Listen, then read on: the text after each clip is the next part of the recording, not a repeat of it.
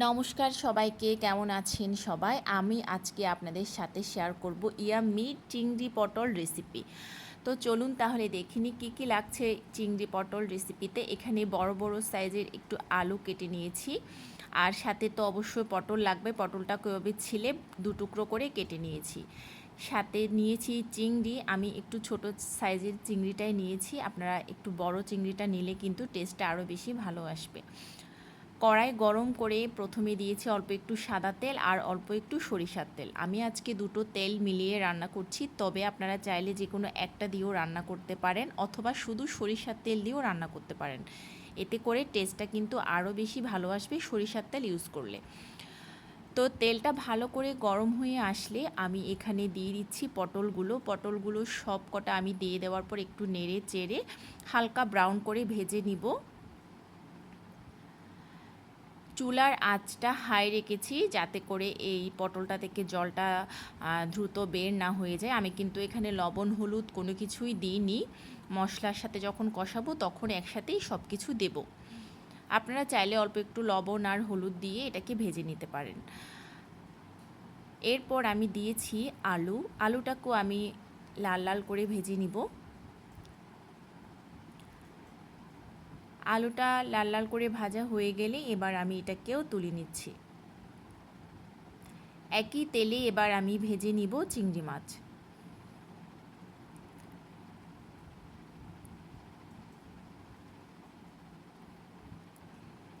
চিংড়ি মাছটা তেলে দেওয়ার পর 40 সেকেন্ডের মতো আমি ভেজে নিব। চিংড়ি মাছ বেশি ভাজলে শক্ত হয়ে যায়, খেতে একদমই ভালো লাগে না।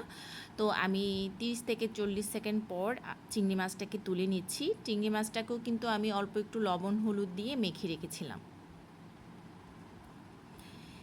এরপর ফোড়নে আমি কিছু গরম মশলা দিব। এই নর্মাল যে গরম মশলাগুলো হয় সেগুলোই, দারচিনি, এলাচ আর লবঙ্গ। সুন্দর একটা ফোড়নের ঘ্রাণ বের হলে আমি এখানে দিয়ে দিচ্ছি অল্প একটু গোটা জিরে। গোটা জিরেটা দেওয়ার পর একটু নেড়ে চেড়ে আমি এবার এখানে অ্যাড করব পেঁয়াজ কুচি। পেঁয়াজ কুচিটা দেওয়ার পর আমি খুব ভালো করে কিন্তু পেঁয়াজটাকে নেড়ে চেড়ে দিচ্ছি, আর খুব সুন্দর একটা কালার আসা পর্যন্ত পেঁয়াজটাকে মোটামুটি ভেজে নিব। 4-5 মিনিটের মধ্যে কিন্তু খুব সুন্দর পেঁয়াজটা ভাজা হয়ে যাবে। তো পেঁয়াজটা যখন এরকমটাই হয়ে যাবে, এরপর আমি এখানে বাদবাকি মশলাগুলো একে একে অ্যাড করব। প্রথমে আমি দিয়ে দিব পরিমাণ মতো আদা বাটা, আর এরপর দিব পরিমাণ মতো রসুন বাটা। আদা আর রসুন বাটাটা দেওয়ার পর আমি খুব ভালো করে মিশিয়ে নিচ্ছি যাতে করে আদা রসুনের কাঁচা ঘ্রাণটা চলে যায়। এরপর আমি বাদবাকি মশলাগুলো অ্যাড করব। খুব ভালো করে কিন্তু আদা রসুনের ঘ্রাণটা চলে গেছে। এরপর আমি বাদবাকি মশলাগুলো দিচ্ছি। প্রথমেই দিচ্ছি হলুদ গুঁড়ো, আর দিচ্ছি কাশ্মীরি লঙ্কার গুঁড়ো। কাশ্মীরি লঙ্কার গুঁড়ো দিলে কালারটা খুব সুন্দর আসে, তাই চেষ্টা করবেন এটা দিতে। এরপর দিচ্ছি পরিমাণ মতো অল্প একটু ধনে গুঁড়ো, আর দিচ্ছি পরিমাণ মতো লবণ। অল্প একটু জল দিয়ে আমি মশলাটাকে খুব ভালো করে কষিয়ে নেব। মশলা যত ভালো করে কষানো হবে রান্নার টেস্ট তত বেশি ভালো আসবে। এর ফাঁকে কিন্তু আমি দুটো টমেটোকে কুচি কুচি করে কেটে নিয়েছি, এই টমেটোটাও এখন এখানে দিয়ে দিচ্ছি।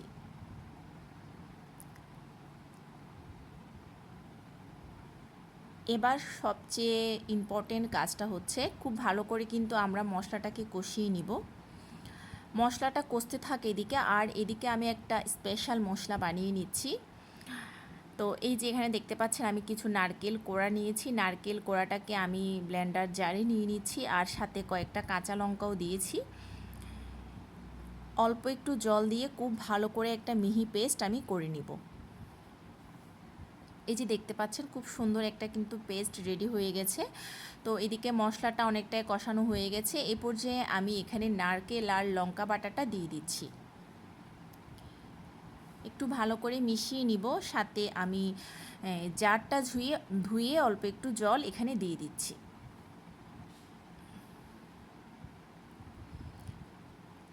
এবারও খুব ভালো করে আমি মশলাটাকে কষিয়ে নেব।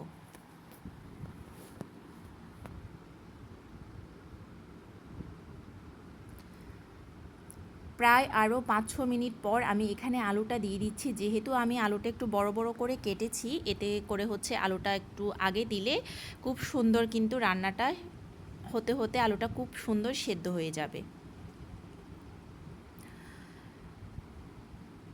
আলুটা দেওয়ার পর একটু নেড়েচেড়ে দিয়ে আমি ঢেকে দিয়েছি।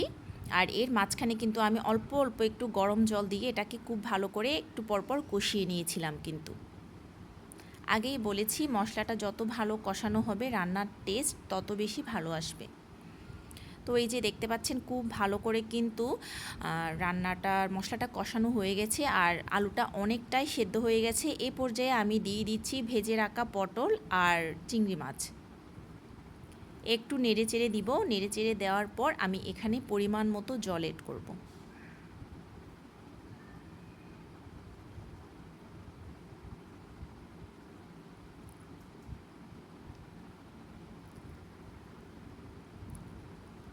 এবার আমি এখানে গরম জল দিয়ে দিচ্ছি। গরম জলটা আমি পরিমাণ মতো দিয়ে আলু পটল সব কিছু আরও একটু সেদ্ধ হবে, তাই আমি ওই বুঝে জলটা দিয়েছি। আর খুব ভালো করে নেড়ে চেড়ে মিশিয়ে নিয়ে আমি এবার এটাকে ঢেকে রান্না করে নেব যতক্ষণ পর্যন্ত না আলুটা আর পটলটা সেদ্ধ হয়ে আসছে আর গ্রেভিটা একটু ঘন হয়ে আসছে। এই যে দেখতে পাচ্ছেন কত সুন্দর একটা কালার এসেছে আর ভীষণ সুন্দর একটা ঘ্রাণ কিন্তু বের হচ্ছে। একটু নেড়েচেড়ে দিব। এরপর আমি এখানে বাদবাকি মশলাটা অ্যাড করব। তো গ্রেভিটা আপনারা যেরকম ঝোল বা যেরকম রাখতে চান ওভাবে করে জলটা কিন্তু দিতে হবে। আর এ পর্যায়ে আমি দিয়ে দিচ্ছি গরম মশলা আর দিচ্ছি অল্প একটু ঘি। গরম মশলা আর ঘিটা দেওয়ার পর খুব ভালো করে আমি আরেকটু মিশিয়ে নিব আর একদম লো করে দিয়ে চুলার আঁচ এটাকে আমি রাখবো আরও 4 থেকে 5 মিনিটের মতো। 4 থেকে 5 মিনিট পর কিন্তু আমার রান্না একদম কমপ্লিট আর খাওয়ার জন্য এটা একদম রেডি। তো সব কিছু মিলিয়ে আমার কিন্তু এই রেসিপিটা ভীষণই ভালো লেগেছে, তাই আপনাদের সাথে শেয়ার করলাম। এটা গরম ভাত বা রুটির সাথে কিন্তু একদম জমে যাবে। দেখতে পাচ্ছেন আলুটা কত সুন্দর কুক হয়ে গেছে। আর এই যে এই ইয়াম্মি চিংড়ি পটল রেসিপিটা আপনারা একবার হলেও ট্রাই করবেন।